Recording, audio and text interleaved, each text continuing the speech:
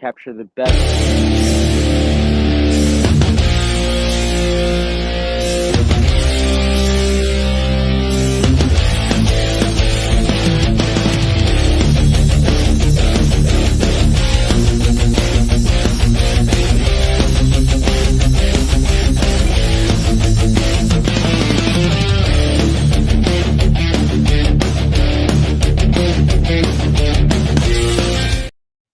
And welcome to an amazing episode of Wrestling with Bros. This is Big Baby Ben.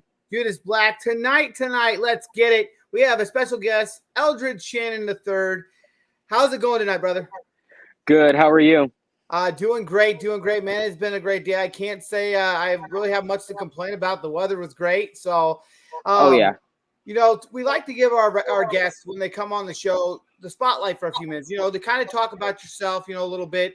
You know, discuss kind of your ambitions, things that you've done so far in your career, and just kind of give you a little bit of a spotlight to explain yourself. Okay, definitely.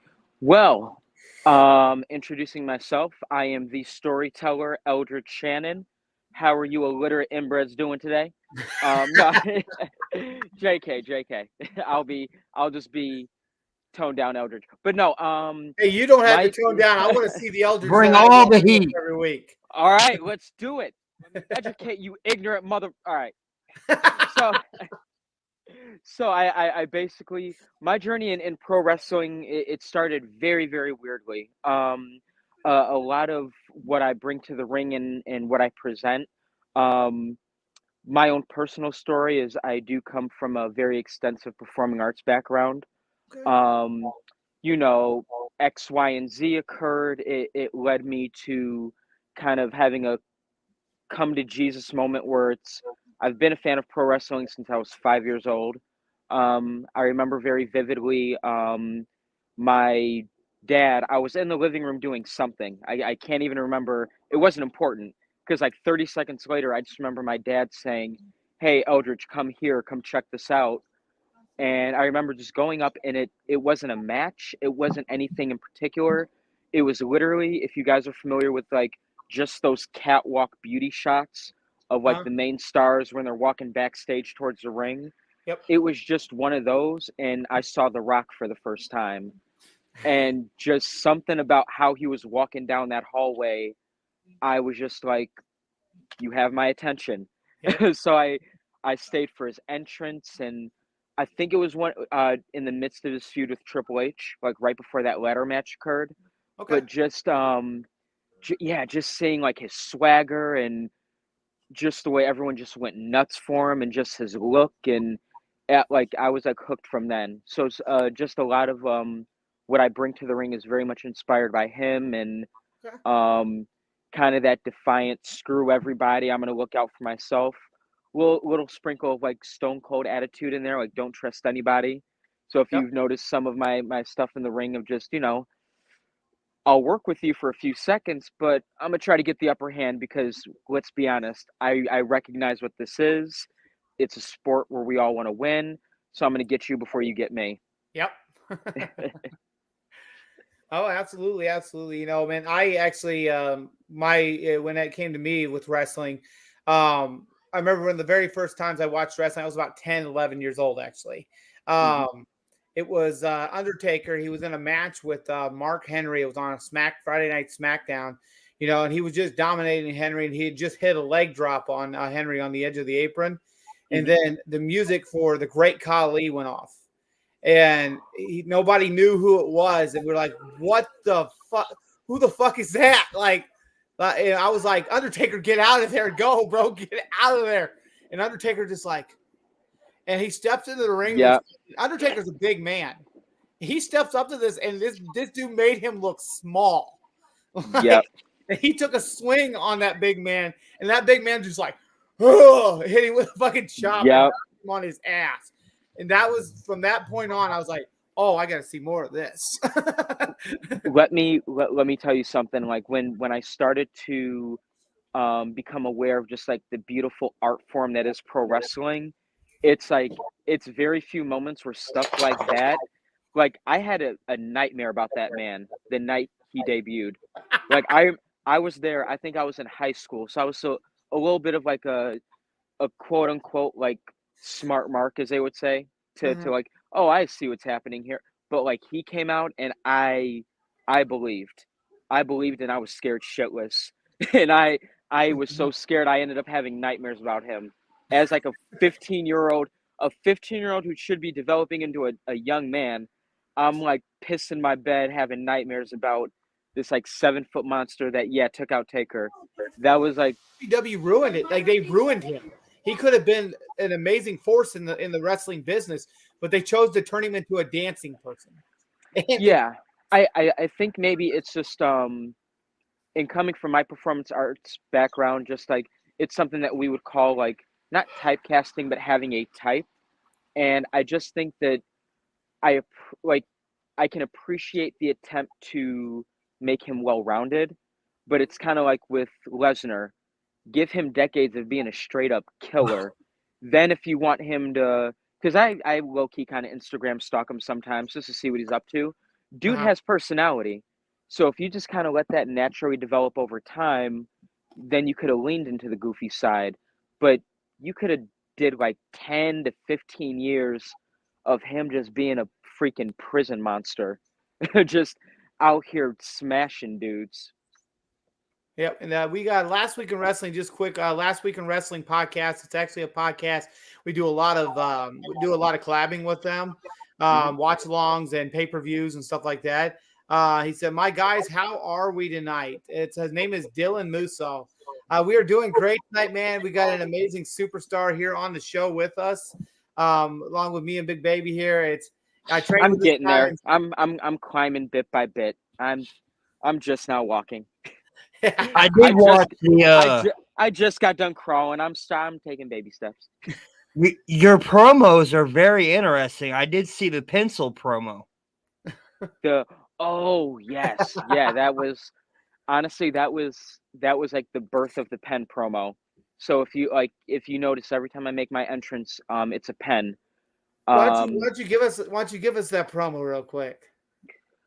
you know, and this is what pisses me off because the power of the pencil has been a common theme in pro wrestling. Power Huh? of the pencil. One end can make you, one end can break you.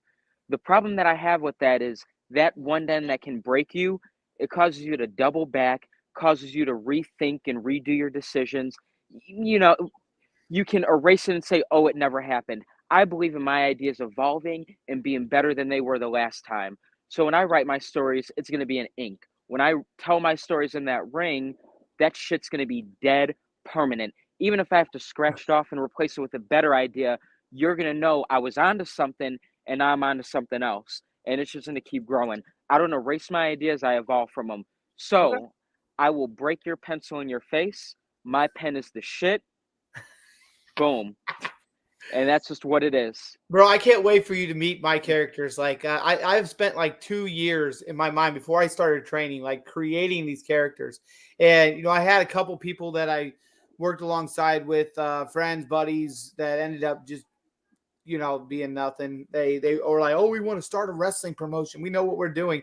And now that I look back from the stuff I'm learning now versus what I learned when I was training with what they were calling training, and I was Yes. like, holy shit, that shit looks like garbage compared to what I'm learning.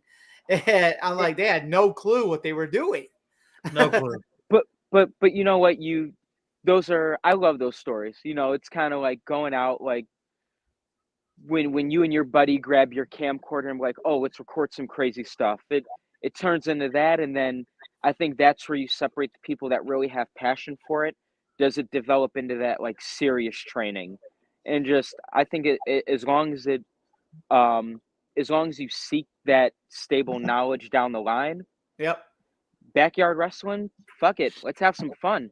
Get a Yeah. trampoline, put some tree trunk posts on there with some fucking yard hose stuff. Can I curse on here? I Bro, didn't even. we were wrestling and we were wrestling in my buddy's like living room area, like the whole floor area we were using, and we had some mats and stuff down, like bedding mats and stuff, and we were just having a great fucking time with it, and yeah, it was a good time. I'm not saying it was a good time, but I was like looking back on it now, like It's holy crazy. Yeah. shit. Like Oscar I Miguel Rodriguez said this is to Eldridge. Eldridge Shannon III is an amazing performer who definitely stands out in the ring. This kid is a natural born entertainer, and shoot, I am putting him over, LOL. Thank you. So Oscar's always good people's. Love seeing him at shows and working with him at all of the indie shows that I've been blessed to be booked on. Hell yeah. Shout out Oscar. So, I'm gonna see you soon at MCW, brother. I'm gonna make my way down there. as I said, you can see, I call myself Judas Black. That is actually my main wrestling character name. Obviously, my real name is Billy. Everybody knows that. I mean, that's what I started out as, Billy the Kid on here. And then once I started my wrestling stuff, I was like, I got to go by my wrestling gimmick name. But I have a alter ego side, a dark side. Uh-oh. And I can't wait for people to meet him. I dig it. He's known as the Lost Son. And okay, man, I have been planning him for a while. I'll send you a picture of him. Actually, I did a full get up of the look of the character itself. And man, I tell you, Judas is like that free spirit out in the open. Let's get this. Let's have some fun. Let's do this thing. But Lost Son, he comes out when you piss Judas off, and he feels like Judas is going to get hurt. Something's going to happen. The Lost Son comes out. And he protects what is his. I dig it. I like it. It's giving me very much a like a Dude Love Cactus Jack kind of like split. I like that. I like that a lot because you can be happy and free loving and like the kids and women love you, but as soon as you turn dark, that's when it's like the hardcore shit comes out. I dig it. I dig it. I dig it. I mean, I'm still, getting my feet under me and shit, but with my size and my stature, I could be a pretty destructive wrestler. Like I could definitely get in there and fuck some shit up if I wanted to. Oh yeah. It's just, and the good thing is like you already have an idea. So it's like now while you're training, you can start to morph your move set around that portrayal of that alter ego in the ring as well as Judas Black. Well, like I tell a lot of people, like Judas Black is like my normal self. Like I'm a free giving person. I'm a caring. I'm a nice person. Is what I get told by a lot of people. Lost Son kind of started developing in my mind the idea and stuff because I dealt with a lot of darkness with my ex-wife when we split up and stuff. Went through a whole lot with her, and I feel like Judas kind of comes from that dark depth, and was kind of created from that. As a protector, if you know what I mean. And so that's why, like, I thank my ex-wife. I thank her. I say thank you because you helped this character come about, and now he's here to stay and he's here to play. So hell yeah, I love it. In a weird like simpatico kind of way, like the storyteller was derived from a certain level of pain I felt like as an already theater performer. So like I feel that on a very deep level, and I think that's where some of the best I don't even want to say characters, like portrayals come, because that is who you are once you step into the ring, right? So it's like that's where some of the best portrayals come from, is like some of our pain manifested into, okay, how am I gonna use this? So hell yeah, that's a beautiful thing. Yep, absolutely. So let's go ahead and peel into some of these questions. Big Baby, you got the first one off the board? I mean, I have a question. The theme song that you've chosen, how did that come about? Well, the theme song was so it's funny, and at the moment it's not my set theme song. I definitely would like to experiment with different tones and different vibes. But this one, this is like my Golden Girls theme. So at the time when I discovered this song, I'd always been a fan of it. Like I heard it when I was in middle school, and I loved it immediately. I remember being in a lift. I was actually accompanying my mother to one of her doctor appointments. Try to maintain a very close relationship with her and help her out whenever I can. I remember us just being in this Uber together, and before I was tossing around like different ideas, like an Eminem song, a Joyner Lucas song, like really trying to figure out what music to come out to and what my consistent music was going to be. And then I just remember the Unwritten was playing in the Uber, and it was just like a light bulb. And I Yep. was like, oh my God, this is perfect. And then I just thought, man, people are going to like rip on me for, and I'm like, no, that's the point. I dig this song. And I was kind of like, I was kind of hoping it would get a little heat. Like, and for a couple weeks, it kind of did. People were like, what the fuck are you doing? And I'm like, good. It's pissing you off. And I love this song, so I don't care. Like, it felt like I was the only one vibing to it. But I noticed that it has starting to grow on a few people. And I like that too. Like, it's a party to me every time I come out to that song. And that's kind of how that got going. Okay. All right. Yeah, definitely, man. I mean, that's pretty cool. Like my theme song that I've currently got picked out for when I actually start, is called "Stronger" by Through Fire. Mm, It's more of a rock song. yeah. It's pretty good. It's got a good meaning behind it. That's for Judas. I still haven't came up full 100% with what song I want to use for Lost Son when that one comes about. It's going to be kind of a slower song, obviously, because the Lost Son is more of that dark, slow moving character that walks out. Mm, Kind of in a way, I would like to say he's similar to an Undertaker vibe, with the way I walk out I and stuff. dig it. Yeah, I've got this long black coat that I wear, and it has a picture of a skull on the back and 3 crosses on the front pocket. And so I actually wore it to like one of my first training sessions, just because I just got it and I wanted to test it out. And yeah, it's a pretty cool coat. I actually got it off Temu. So Oh, nice. yeah, I love Temu. I love Temu. So, what promotions have you actually gotten a chance to wrestle for already? And what promotions would you like to be a part of? So right now, CSW, Chicago Style Wrestling, and our training grounds. Yep. So they always put on great shows. Gotten a chance to do a few of their battle royals. Um, JWA, I worked, or let me take that back. I disguised myself as a ref for that night. This the storyteller was trying to infiltrate from the inside. There you Um, go. but Fusion, actually, Fusion Wrestling, Okay. I got a chance to perform with. Gali Lucha Libre, Yep. I got A&B likes to go there. yes. Gali is such a fun crowd. Like they're very lively. I love working with them. Okay. I'm trying to think of. I feel like I'm missing one. Oh, Northland Pro Wrestling. Shout out Okay. Northland Pro Wrestling. Yeah. Their shows are very fun as well. So Love going out to when Woodstock. are we gonna see you down here in the Quad Cities, HAW? You know what? I've been doing a lot of digging deep and researching into HAW. I'd love to wrestle a match there. I'll say, yeah, Lizard Yeah. Man's been down here. Austin Michael Baldridge, Conan Lycan. Like we've had Yep. some amazing talent down here. They've only been going for like a year, but Let, man, dude, the shows, let me holy tell you fuck. let me tell you something. If I can poke the bear a little bit and get his attention, Yep. Conan Lycan scares the living shit out of me. So it so in that regard, I want to tap into my inner Goku and be like, I want to face him. I want to just for the sake of he scares the shit out of me. I want to face that challenge. Hey, AMB So did I'm it. here for it. If AMB did it, you can do it, man. Yep. And man, Yeah, he took AMB took an ass whooping that day. Oh my god. I believe it.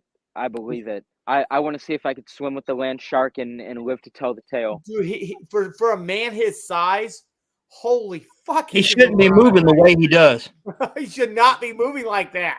But he We'll does. we'll see if I can counter it because you're moving at that speed. You're gonna get caught with your own momentum. So Yep. that's a story to tell in and of itself. Well, we hope to see you down here. Like I said, I mean, Lizard Man, he's been down here, and so I'm just waiting to see you pop up on the thing saying you're going to be heading this way. And shit, man, I I'm go to a I try to get to every one of their shows. I've missed the last one or two because I've either being sick or because I was busy with other stuff. But I'm going to be going to this next one. It's actually their 1 year anniversary show. So I uh, saw something about that. yeah, you got AMB facing Gunner for the Honor Among Wrestling Championship. Mm, I think we've got Sue Young's going to be there.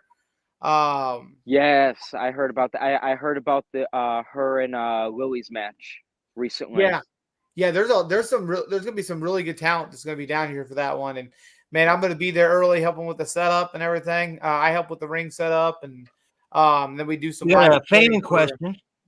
Oh, Go ahead, big baby. Oh, who is some Who are other some? talents who have you have seen perform that you would like to face? Sorry, big baby. You're oh, good. what? Should I answer this one first? Yeah, you go ahead. The Go ahead. comment. Okay. Well, like I said, Conan Lycan. Would love to face him. Some other talents that I would like to face. I feel like myself and AMB, Austin Michael Baldridge. I feel like we could have a dope match. Um, I've sparred with Rafael Quintero. I have Oh not. yeah. I have not went toe to toe in a competition where it's all right. Let's put aside that we came from the same roots and let's fight to win. And from there, let's shake hands and may the better man win. Uh, I'd love to have that showdown with him. And even when we're sparring, he Mateo.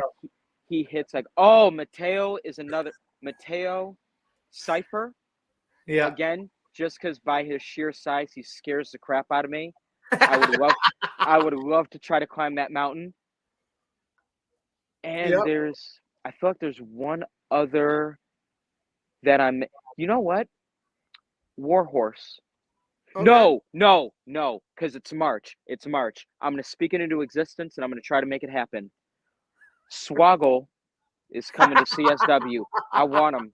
I want him Dude, because that's see another he's gonna one. be there, dude. I've already requested that day off work. I am He gonna be at that show helping out. So, yeah. Oh, I think he froze. We'll get him back. He'll come back. oh Oh, oh. there you are. You're back. There he is. So I'll finish on my explanation. Swoggle scared the piss out of me as a kid. I want my payback for that. I want my payback for that fear. I can't beat up Kali, but I could beat his ass up. Let's do it. Swoggle took some nasty bumps. Hey, I requested that day off, March 15th, that Friday, to be there for that show. Like I am gonna be there. Oh yeah, same here. Yep. So, yeah, I Keep told my that boss I comment said I need section this day off. going, and we'll keep giving answers, fans. Yeah. Yeah, Oh, absolutely. one more last minute that just popped in the head. The Lizard Man. Just from a friendly competition standpoint, Yep. just because I think he and I would really tear it up. Me and Lizard Man. I'd love to Is face he him. actually? So I had a question for you. This is something that's been pondering in my head. I hear Steve call him nephew. Is that his actual nephew and stuff, or is that just a thing that they do? Oh, it's just those fun, affectionate like training names. Oh, okay. And I didn't he know if is. they were actually related or what. Oh no, but Lizard Man does give little nephew vibes. So I So, next question I got for you is, what is the best piece of advice a trainer or a coach has ever given to you? best piece of advice. Ooh, that's a new one. I Yeah, told you that. I was coming in hot tonight. All right, Whew, I like it. whew. Because I feel like I've already gotten like so much great advice. Give us a couple stories. Oh, diving into character a little bit here. There you So go. I'd say one Your piece of advice, character intrigues me. like it's an amalgamation of like The Rock stuff, like just like there's a little bit of like if like How I Met Your Mother in there. Some characters from like I swear Ted Mosby, Barney Stinson. There's like a little drops of that in there, just from like the over the topness of it. I see it. That's one of my favorite shows. Yeah. I'm watching a lot of like 1980s Ric Flair stuff. So there's a lot of that I'm trying to like. Yep, Woo! a lot of that I'm trying to sprinkle in there too. But no, the best piece of advice, slow down, is just and Yeah. it's really resonating with me now just because that has always been my one criticism that's always followed me like my entire like athletic everything that I've ever done from like amateur wrestling to dancing to now professional wrestling the number one thing I was always told was slow down. And I don't know, it's really starting to sink in now. So I'm trying to breathe and take my time. Hades gives a lot of great advice and nuggets and words of wisdom. Just as far as like me laying my stuff in, but um, making sure not to fully pull through until it's time to like put him away for the 1, 2, 3. Um, he's been giving me a lot of great advice in that regard. Boz, I pick up a lot of great stuff from him, Oh just like yeah. little tidbits of just playing to the crowd and or not I'm not going to say playing to the engaging the crowd and Yeah. getting them more locked in and zoned into what we're doing in the ring. That was Um, at the last practice when everybody was, locking up and they were just kind of going through the motions. And he's like, I want to see you get into character. Get into character. Like, that exactly, was a huge piece of advice. Like, that's what we need to be doing. Like, when we're training, even though we're just training, you still need to be really putting your mindset into your character of what you're supposed to be at that point, either a heel or a baby face. And exactly. push. And to piggyback off of that, like so one specific story just popped into mind. It was like the last, I believe it was the last show that we did, the one that Leo Rush was in. Yeah. He did. Ooh. Oh no. 2 shows back, the one that Leo Rush was in. He did his seminar. Um, I was very blessed to be his little guinea pig for when he was demonstrating certain sequences. One thing that he said that I actually took away very well, and I never, I haven't gotten a chance to incorporate it yet. But maybe sometime in like a 3-man or just a one-on-one. Um, just what he said about staying focused on one pocket of the crowd Yeah. and just having that like spread like wildfire. So just constantly giving your attention to one area, and over time they're gonna be affected by that energy. That energy is gonna spread and grow, and that's how you're gonna get everyone else invested. I thought that was very intriguing. I've been trying to sprinkle stuff like that in, especially over at Galley, where if I notice one side reacting a little bit more, I'm gonna keep going back to them. Uh, Damage Inc. That's another recent promotion I got a chance to work with a few times. Um, these loud, obnoxious middle schoolers in the front row. They were vulgar, rude, just when I explain, like when I go out there and say you illiterate inbreds, they were the walking definitions of people whose parents didn't know how to read and they were related to each other. Like the way they spoke to me was horrible, but I kept giving them my energy, and I noticed no matter where I was, I kept hearing little voices in the back of the room, "Shut up. We hate you." And it was like the energy I was giving them was starting to resonate with everybody else. So that's something that he said that I've been trying to hang on and incorporate a lot more of. Okay. All right. Yep. Yeah, big baby, So- definitely. are there any moves that you want to learn to put in your repertoire? Let me see here. Any moves that I'd want to learn? Yes. And that is the Undertaker trademark over the top rope dive. I want to There you do it, go. but make it a crossbody and kind of put my own twist to it.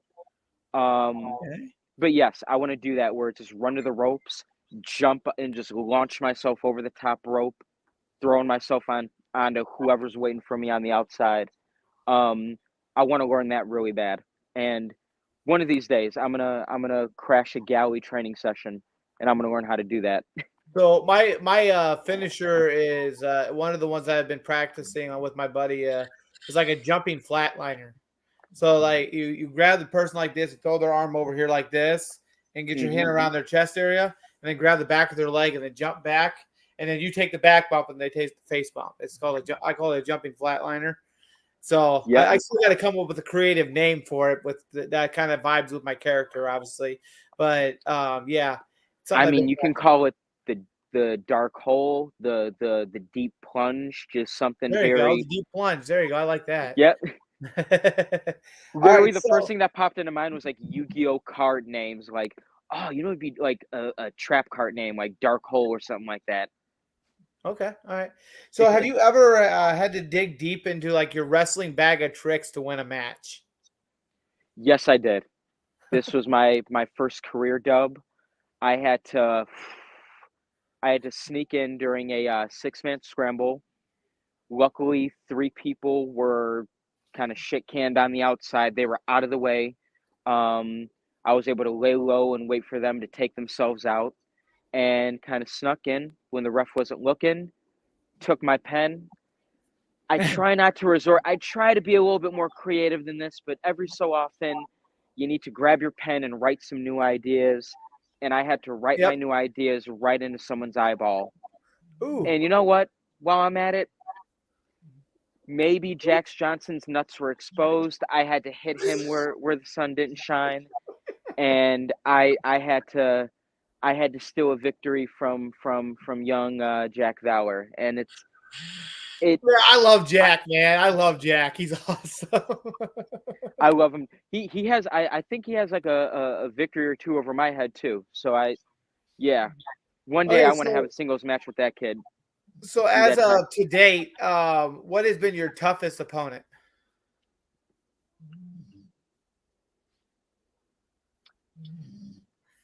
My toughest, the FXV. Okay. I don't like the way he manhandles me like a baby. It pisses me off.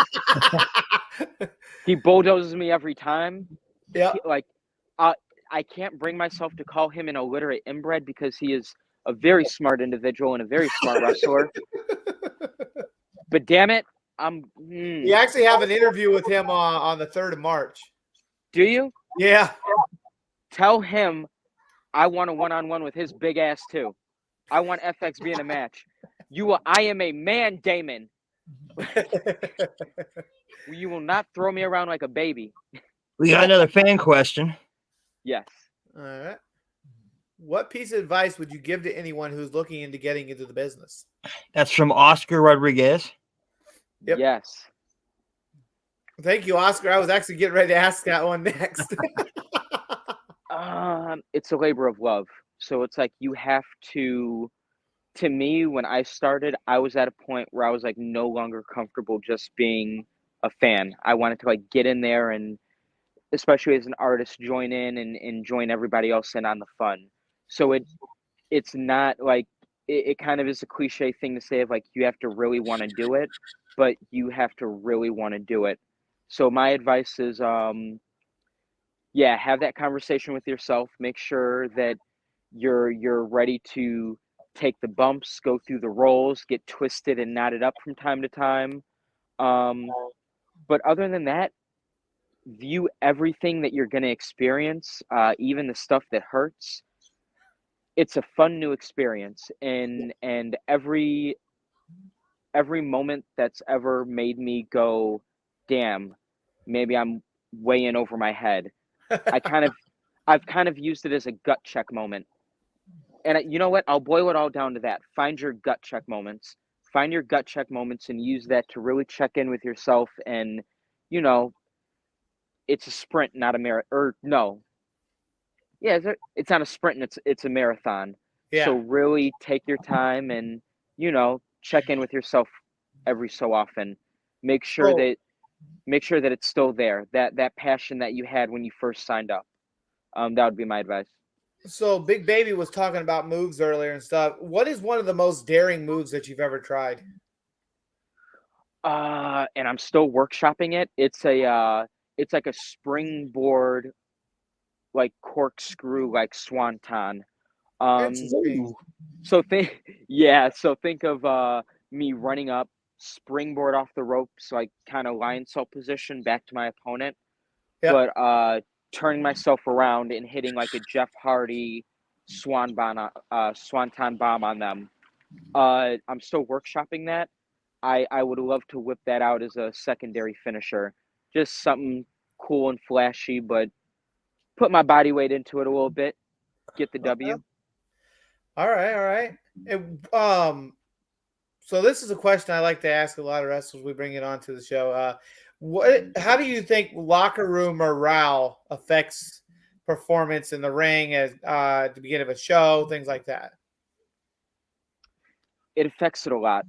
Um, yeah, it affects it quite a bit, especially with some of the matches that I've seen or heard of that might have went south. Yep. Um, from my understanding, it kind of always kind of boiled down to a misunderstanding in the back. He just So I answered. just think I think just being on the same page as everybody, understanding that, you know, we're all cast members in the same show and just, you know, uh, focusing our collective energy on putting on the best product for the people that are paying to see the show. Um, as long as we all stick with that mindset, every match is always a banger. And I'm always looking at every match like, wow, like, do people in like WWE or AEW even know how good those two guys are? Like, like, you know, I see some of the guys like Moondog and Adam Stallion, and I'm like, man, I'm why are they not looking at those guys? Yeah. Um, but like, but again, like they have very positive attitudes, and they come in with the attitude backstage, even of we want everyone to succeed. We all want to have Yep. a great match, and that bleeds into the actual work when they step through the curtain. So as long as everyone has that mindset, every show has like banger potential. But that's one thing that I've noticed. If it's like low morale, more accidents happen. But Yeah. if it's like high morale and just high positive energy, we walk out like on cloud nine. Like, hey, who's ready to go to this restaurant? Who wants to go get something to eat? Yeah. Like I love that energy. It reminds me of like it reminds me of my OG theater days. Like I freaking love it. Okay. Wrestling Bitch 29 says, has the locker room morale obviously ever affected one of your performances where it made you have a bad night? No, no, no. I'll say this. There was and I don't know if it was morale, but I remember being backstage one time, and uh it was a very unknown, and like I didn't know how to um take the energy. Like it wasn't bad energy, but it was like very like eerily neutral energy, and I'm just kind of looking around like this is a new world. Like it was one of those like eye-opening moments of like, damn, I'm really a pro wrestler now. I'm in an environment that I don't know how to really feel. Yeah. Like and like not in a bad way, but it was like a neutral energy, but it was like eerie. It was like eerie neutral. Like almost like everyone kind of kept too much to themselves. Um, but I just remember like going out. But when you, it was a tag team match, so I Yeah. remember when I was game planning and scheming with my partner. Um, when we got in there, super like it immediately kind of took that like tension off my shoulders, and Yeah. I was kind of able to go out there, do my thing, and come back. And even if it was neutral energy, I found a way to kind of like bounce around and try to make like not try to make friends with everybody, but you know, hey, what's up, man? How's it going? I'm Eldridge. This and this and that. Yeah. So kind of like confiding in that one person helped lift my spirits a little bit. But I don't say it affected my energy, but it was just kind of like, whoa, what the hell is going to happen when I go out there? I was more like it was like anticipation more than anything. So, what would you say if you had to pick a wrestler, one that's made it, that's doing great, that's out there in the indies or even in the higher ranks up like WWE or anything like that? What would you say would be your dream match? My dream match would Yes. honestly, at this point, And I'm sorry, did you say like within the realm of WWE or outside of WWE? Within WWE, AEW, wherever, like anybody that just comes to mind that you just say, man, I would absolutely love to have a match with that person. Okay, very first at the top of my list, and this is very doable, and it would fulfill me spiritually as an artist. Yeah. I would say me versus Stu Montgomery in a good old fashioned death match. Um, Okay. I would love that. And also uh, another up and comer in the business. Me and the lovely Lucia, because she is the death match queen. Okay. I haven't seen too many like intergender death matches. Yeah. That could be a fun story to tell in and of itself. Now, if we're talking inside of that realm of like the neverland of promotions, AEW, a dream match for me just because I met this guy in person. Yeah. It was very much like a passing by moment. So Yeah. he doesn't even remember me, and we didn't even like exchange names or anything. This was like way before I started training. Yeah. It would be a gut check match with John Moxley. Okay.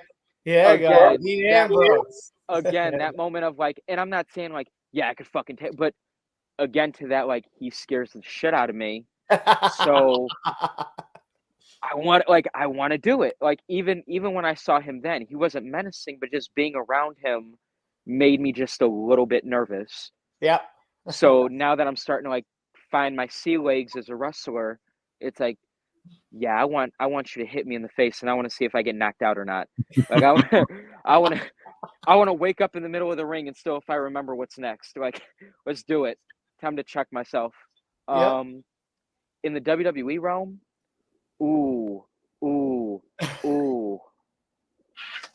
I feel like there are a couple people. I like to see you versus Ricochet. Bam! You stole it right out of my mouth. Ricochet would be dope. I'm morbidly curious about a Gunther chop. Ooh. I'm morbidly curious if my I don't chest know could if I take a would be Gunther chop. interested in taking one of those. Let's do it. Bring it on. He said, "Let's do it." We But got no. another fan question. Yes. Let's see it. Didn't mean to cut you off there. Sorry. Oh no. Go ahead and take that one, Billy. So you say you came from a theater background. What are some of your favorite plays or productions and why? And what theater character would you say has the same characteristics as the storyteller? Oh, there is a character that definitely bleeds into the storyteller. So my favorite plays and productions, right off the top of my head, like I haven't gotten the chance to be a part of this one. Fences by August Wilson. That Okay. is I actually got a chance to workshop a scene in high school from that play. Beautiful piece of work. Personally, I got a chance to perform in Midsummer Night's Dream Ooh, some years ago. That there was you a go. fun play. And to answer the second part of that question, I was Robin Goodfellow, aka Puck, in A Midsummer Night's Dream. So there are definitely traces of Puck as far as like that manic, unpredictable energy, kind of like that knavish, like I enjoy fucking with you a little bit. Like I just really love antagonizing just whoever's nearest to me. That's I brought that energy to Puck, and I brought a little bit of Puck to the storyteller. And then the Jungle Book because I got a chance to be Mowgli, and There you go. that was a very fun experience. Yeah, I'll say those. Okay. And what is would you say would be one of the funniest moments that's happened during like practice or at an event? And this is back to wrestling, correct? Yes, sir. One of the Or in the funniest. play. Oh, or in the you got a funny moment of the play too, man. Shoot. Go ahead. Oh man. A funny moment in the play. So I remember being a part of, and all of this is tied under a theater company that existed in Chicago called Theater Hikes. Okay. We did a play called 10 Ways to Survive the Zombie Apocalypse, and I was one of the zombies. the best part of that was I got to do the way theater hikes kind of approach their theater. We would never change locations. We would go to like forest preserves, arboretums, and you would hike to each new location in the play. So during this particular show run, while we were hiking, I would jump out and just do jump scares. And there would just be different random moments where I would catch some of the hike leaders off guard, and it would be so hard like not to break in that moment, because every so often they're so used to our shenanigans, they're so used to like every trick we're going to try to play, that they're kind of like desensitized to it, so they're stone faced. Every so often you get them from like a corner bush that they never saw coming. And I think there were a couple times where one of them almost like ran off from the herd, like from like the people like hiking. So he got one of the hike leaders to actually almost just ditch him and run. And that was like the funniest moment. I thoroughly enjoyed that. Okay, all right. Hey, I got a question for you. This is kind of there was a couple guys that were at the training like the first time I went over there when it was when me and my buddy came up there just to check it out.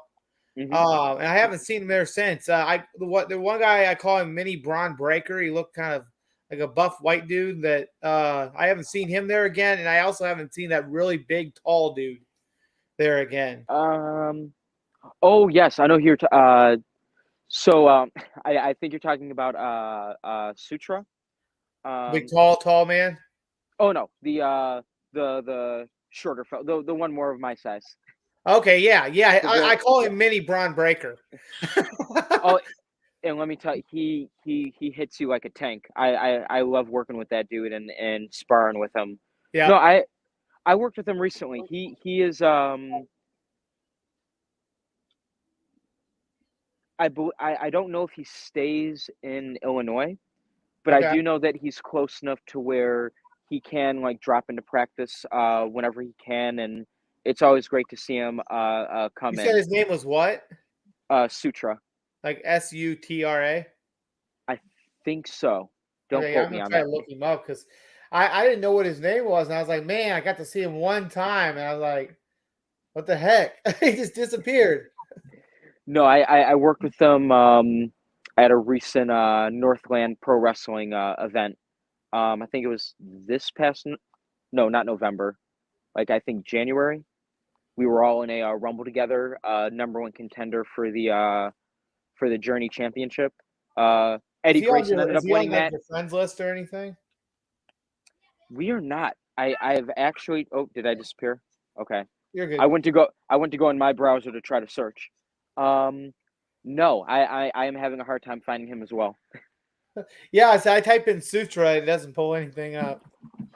Yeah, but I think he stays in one of the surrounding states, and he might regularly train around there. But every so often he makes it to the Yeah, so I CSW seen one dojo, and time, and I was like, and me and my buddy when we were there, we were like picking out somebody we would love to be able to face at some point, and I oh picked yeah. him out. Like I was like, oh, I want Mini Braun Breaker right there. Let And me my tell you, buddy he'll picked out dude with the flat top, Fresh Prince.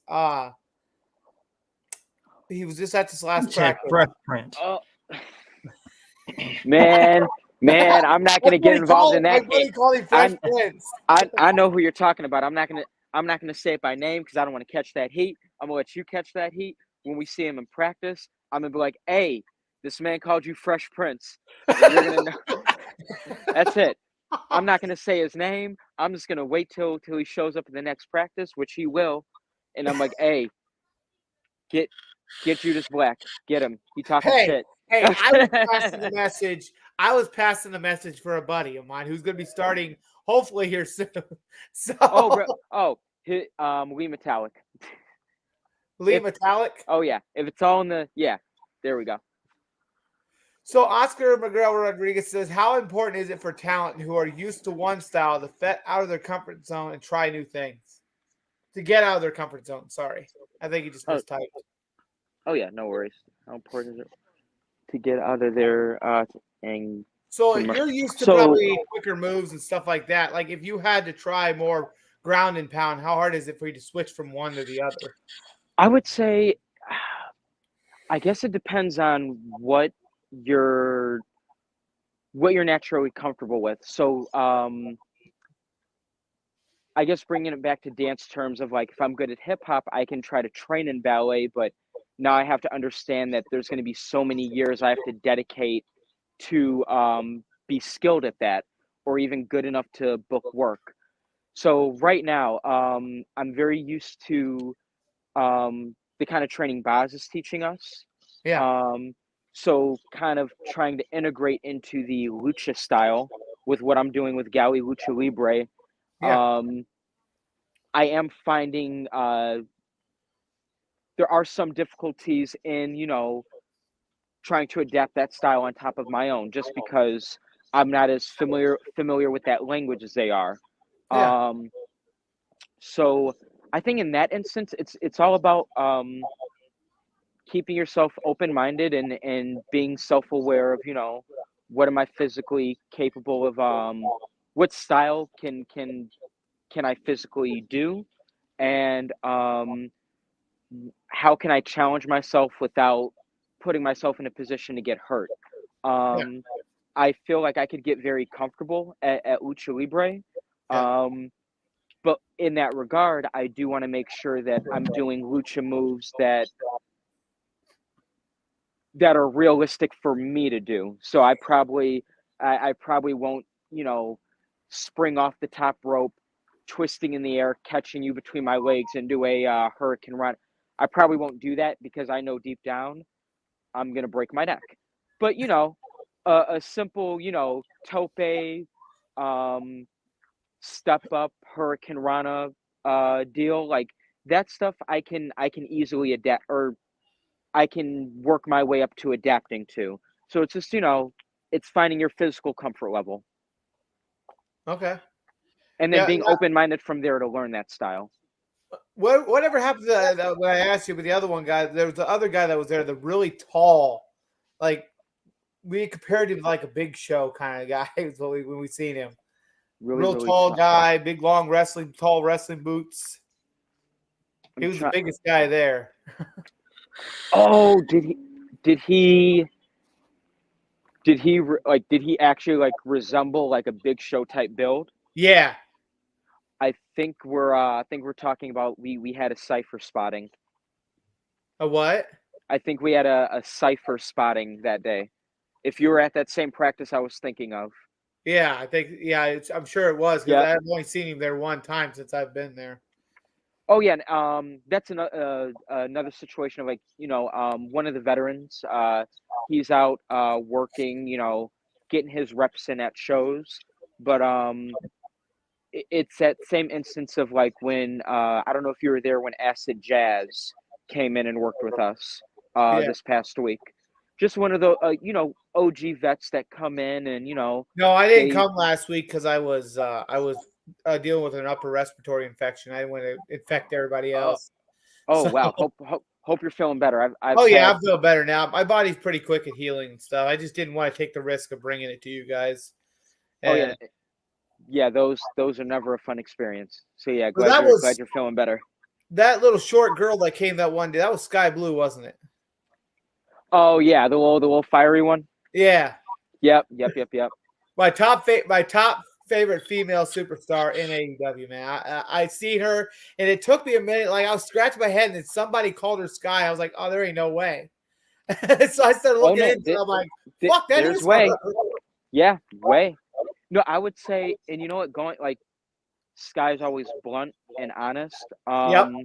But she always she's kind of come in and during training sessions, that's another example of going back around to people that I've learned from. Yeah. She's like 7 years younger than me, but I've learned so much from her. And I Yeah. think that's like the wild part of being in pro wrestling is like levels above me. Like her knowledge, it's like I would think she's like 10 years older than me. Mm-hmm. And it's like it's that kind of like trippy, like acid experience of like damn, I'm 31 and you're 24, and I'm like, but I feel like I'm some kid like learning from you. But it's like she has so many more years, especially in pro wrestling. I would So love to have her come on she's the show. awesome. She's awesome to learn from. She's Yeah. always given me great bits of advice on how I can improve. Even throwing a basic clothesline. She helped me learn how to throw a clothesline a little bit better than I did before. Yeah. And circling back around to dream matches, like I would love to have her in the ring at some, whether it be a tag match, a multi-person match, her and I in a CSW ring, um, just to test my own merit, because I feel like she does know so much about pro wrestling and about the business and just kind of the level that she's at right now. It would be a good barometer of where I'm at. So Oh, I'd love to have her in like a student versus sensei, measuring stick match. Like, yeah. do I measure up to her standards of elite level wrestling? No pun intended. Hey, if you talk to her anytime soon, man, point her in the direction of Wrestling with Bros, man, because we'd love to have her on here. It would be great. She'd be like the second female superstar we've had on here, because we've only had one female on here so far. It's like for some reason we just have it's a little bit hard to get females on here versus getting males on here, and I don't know why, but it's like come on, we want to have you on here for an interview. So having her would be like one of my dream goals for Wrestling with Bros, because I know that she's got a lot of experience and she's got a lot of knowledge and things she would be able to talk about if she came on the show. You know what? I'm gonna dip into the writer in me, and I'm gonna pitch the idea of doing like because it is called Wrestling with Bros, but maybe doing like like special episodes, like when you do interview with like female talent, maybe like, I don't know, like whatever the opposite of like Wrestling with Bros would be, like on the other end of that spectrum. Like that I could don't know just be what like to a call. I special. don't know what to call that. I was wrestling I with the gals. I just recently learned that that was that is a canceling term. I did not know that. I ran a show where I recently directed a show in Evanston, kids show, and one of the words in the scripts that I rewrote was gal, and I just recently like my artistic director like hit me up and he's like, you can't use that word anymore, right? And I'm like, it it's just it's a slang term for girl, right? He's like, no, it's a thing, and I'm like, okay, I believe you. Yeah, if you could help, Eh, I mean, we'll make it a whole thing. Like if we can get her on here, man. Like maybe not instead of bros, like maybe wrestling with bows, because it's kind of like bows can be both men and women, I guess. So yeah. wrestling with bows, and then I don't know, Hey, man, if you could, have that as like a special edition episode. if you've got a little bit of a contact with her, man, just point her in our direction, man. We'll get a special episode set up with her. So yeah, we'll definitely do I that for sure. I got you. The next time I see her at rehearsal, we're gonna pull her aside and be like, let's do this. Yeah, hell yeah. Let's get you on here because she would be like the second one. The only other one we've had on here. I don't know if you've heard of her, Noelle Summit. No, I have not. I do Dude, not believe I've met her. If I Noelle have, Summit is oh my god. Her character, she's called Noelle Summit, Noelle the marionette. Like Mhm. she's like this dope ass character. She bases a lot of her stuff on juggalos and stuff. Um, but Interesting. dude, she is crazy. It's awesome. The Like the whole Marion gimmick. the marionette. Yeah, the marionette Noelle Summit. Yep. There's a Pinocchio story there. There there's a Pinocchio story there. Yep. Yep. Now, if you go through our interviews, we actually had the interview with her on here, and I think Dylan was on here too, wasn't he, Ben, last week? Last Week in Wrestling was part of that interview. Yes. Yeah. If you go through our feed on YouTube, you'll be able to Mhm. find it, dude. It was an amazing interview. Like it was great. Oh, Dan the man. Huh? Dan the man. What are you Dylan. talking about?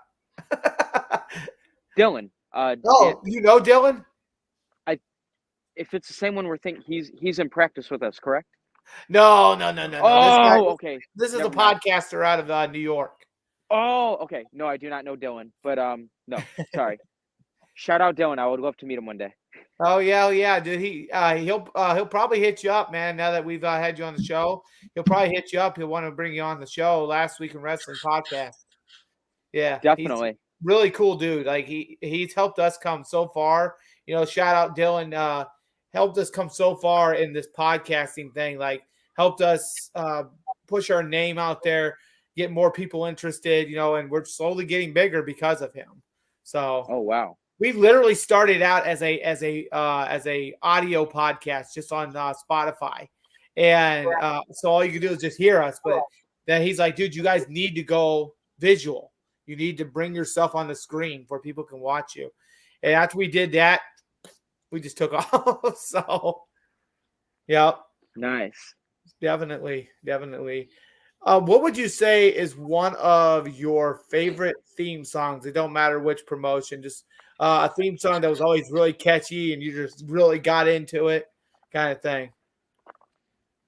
Theme song that was really catchy. Jeff Hardy, No More Words. That Okay. was always a banger to me. I always loved that theme song. Okay. The Disturbed, the Stone Cold Steve Austin song, theme, Disturbed lyrics, when he actually had words. I don't know if it's like a hot and cold on what people thought of that song, but I guess I would be on the fence of like I loved it. Okay. I absolutely love that he had like lyrics to his music. Like it had a different, grittier vibe. And then all three of Undertaker's American Badasses. Yeah. Oh Like yeah. So what all would you three- say is one of your top favorite gimmicks that you've ever seen and one of your least favorite gimmicks? Top favorite gimmicks. The Undertaker, probably the greatest quote unquote gimmick of all time. Okay. Kane had some interesting It disappeared again. There you are.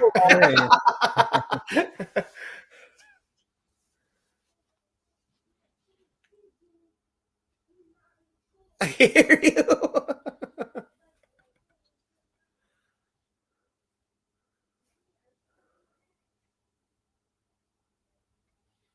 I think his headset died. I think his headset might have died. Can't hear you.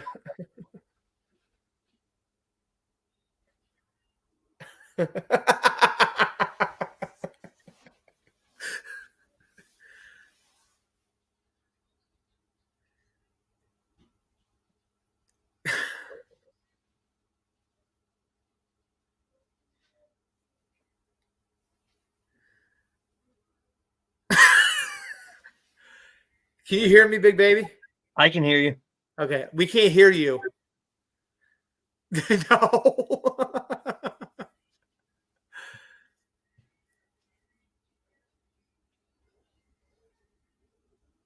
No. Go out and then come back in.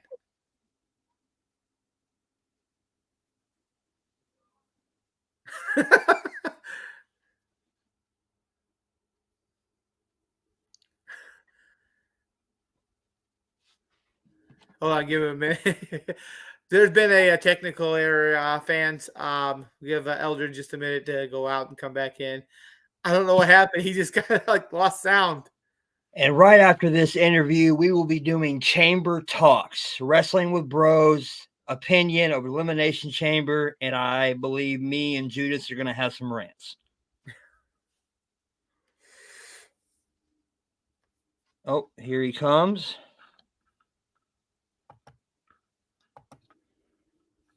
Oh, it's not letting me. It's not letting him come back in. There he is. Okay, can you hear me now? There we Yes, go. we can. There we go. Perfect. Okay. I'm just gonna rapid fire now, shoot him off. Undertaker, Kane, MVP because shockingly, his gimmick had more staying power than I thought it would have. Yeah. Yeah. And then worst gimmicks ever. Whew, Simon Dean was rough to watch. Yeah. Simon Dean was so rough. I did like that promo between him and Batista with the powder, though. Yes, that it was very entertaining. Man, I think that was like the one Eldridge, highlight if you moment. look at my background right here, I don't know if you read it yet. It says, "When you're lost, you have you truly have nothing to lose." Judas Black. That's actually one of my quotes that I came up with. Oh, nice. Yeah, it says, "When you're It's lost, very you have true. nothing to lose." So That and is that the tagline of the Lost Son? Is that his mantra? Yeah. I would say. yeah, I love it. Yep. Judas Black is the main character, obviously, and then Lost Son is the alter ego that kind of comes out. So, yeah, I love my my gimmick, and the Lost Son is going to be one of my favorite things to work with, as far as gimmicks wise, because I get to face paint and stuff like that. So, Oh yes, I think I caught glimpses of like I don't know if you had like teaser photos already on your Instagram of like inklings of like the Judas or the yep, Lost Son character. Judas and Lost Black, yep, they're both on there, yep. It looks terrorizing. I dig it. Yeah, it's a whole black. So I'll come out with it's a black skull mask. It's got like skulls on it and stuff. And then I rip it off like this, and then there's the face paint underneath. So yeah, Bless you. I've been working on it for 2 Thank years. you. Man. Sorry. 2 years. Yep, you're gonna love it. Dude, I can't wait. Like Judas Black, Lost Black against Storyteller. Yeah, Judas Black or even the Lost Son stepping out against the Storyteller to end your story. Ooh. You can try. My pen. What did I tell you? The pen is always permanent. Let's do it. I'm up for the challenge. Yep. I like that. The pin is always permanent. Yeah. Hey, you might be helping the Lost Son write the next chapter. Let me tell you something. When you're with the Storyteller, it's never going to be the last one. Yeah. And even so, long live the Storyteller at the end of the day. Yep. The Lost Son is in the darkest parts of the forest. You better not choose the wrong path. Oh, so you want me to tap into my Harry Potter Slytherin side? Okay, you want to bring a forbidden? You want to talk about forbidden forests? Dude, I share images. I look for shadowy figures in the woods and kind of stuff like that when I create little promo gimmicks. And dude, it looks creepy as shit when I get done making them. I'm gonna throw a promo together and send it to you. Dude, honestly, I would be very much excited for just the production back and forth between our two characters of just like the banter and what we would have to say to each other. Oh yeah, no, and there for a while. When I was using my character and I was trying to come up with ideas and stuff like that, I actually did a little promo cut where I had a rocking chair, kind of like Bray Wyatt kind of thing, as I was cutting the promo, and then I laughed and then got up and the chair was just rocking like this. Yeah, that's creepy. I like that. Yeah, I cut some pretty cool shit. It was fun when we were practicing promos when I was working with those other guys, and we were just cutting promos and talking crap back and forth. It was a good time. I'll see if I can find one of them. I'll send it over to you.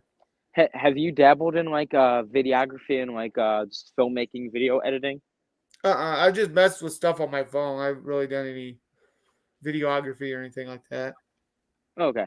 No, I was saying it sounds like a lot of creative ideas. So I was like, oh, this guy dabbles in drabbles in the video editing process. I love it. We're gonna create some good stuff. If our characters ever cross paths. Yeah, but I'll send you a picture of what the Lost Son looks like without his mask on. I'm gonna, we could recreate we could. You know what? I'm gonna keep that to myself. We're gonna create some beautiful stuff. We're gonna He create says, some I'm beautiful going to stuff. keep that to myself. I'm gonna keep. We're gonna save it. We're gonna save it for the people. Here, It's gonna be dope though. I'm sending one to you right now of the Lost Son. When I was working with this new promotion idea, it was called 4PW, Four Pillars Wrestling. I did. Is it something that went like? It I've, never I've, it I've never went anywhere. No, we were okay. supposed to, but it That never. was a dead fish in the water. There you I go. remember. I remember There's a the four picture. something wrestling. Yep, I sent it over to you. The picture. Oh, we lost him. No, he went off. Oh no, To I'm There back. he is.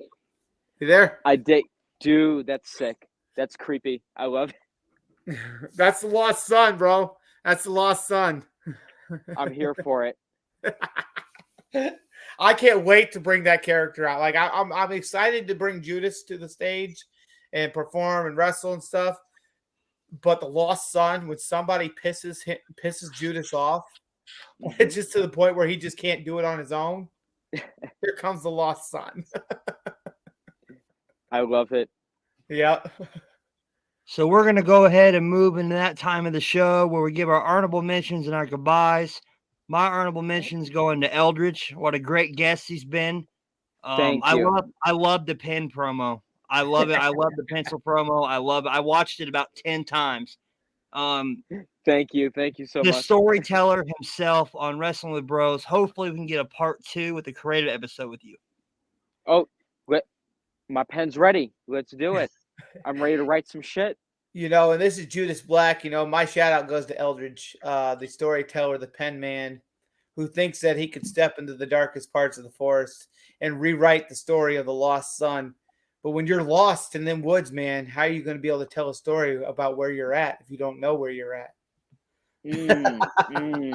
Okay, hold on. Give me a minute. It's percolating. It's percolating. It's percolating.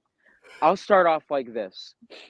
My honorable mentions are to Big Baby Ben and Judas Black for officially popping my wrestling podcast cherry. I am another reason why I use the pen. I am naturally a very awkward individual with my words. So the fact that you trusted to put me on camera and speak into a microphone and ramble on, I love it. But my message for Judas Black. What I awkwardly say and can awkwardly get across in words, I'm a lot better on the pen. I'm a lot better at letting my ideas develop. And the biggest mistake the lost son is ever going to run into is keeping me alive long enough to scratch out that old idea that didn't work and write a new one. So if you're going to end my story, it's got to be in one chapter. But honestly, people love a good lengthy story. So you're going to have your hands full, buddy. Long live me. Absolutely. That's awesome. Awesome.